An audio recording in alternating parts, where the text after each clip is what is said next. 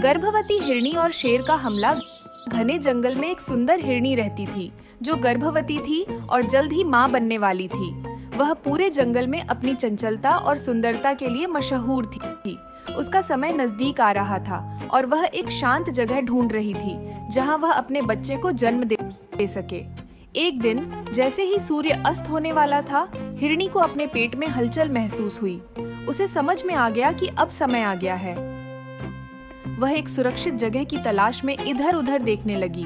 जंगल के बीचों बीच एक छोटी नदी के किनारे उसने एक जगह देखी, लेकिन जैसे ही वह उस जगह पहुंचने लगी, अचानक उसके सामने एक विशाल शेर आ गया। शेर की आंखों में भूख चमक रही थी और उसने अपनी नजरों से हिरनी को घूरा।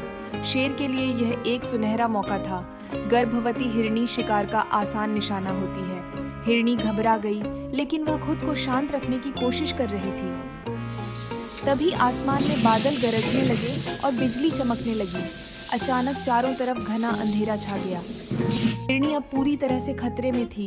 एक तरफ शेर, दूसरी ओर गर्भ का दर्द और आसमान में तेज तूफान का संकेत। उसका दिमाग पूरी तरह उलझ गया था। क्या वह भागे? लेकिन गर्भवती होने के कारण तेज दौड़ना उसके लिए संभव नहीं था।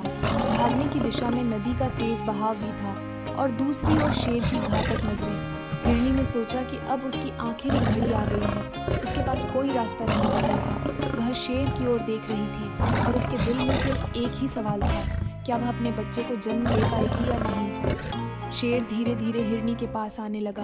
उसकी हर कदम के साथ हिरनी के दिल की धड़कनें तेज हो रही थीं। तभी एक अद्भुत घटना घटी। बिजली की चमक के साथ ही जंगल में आग लग गई।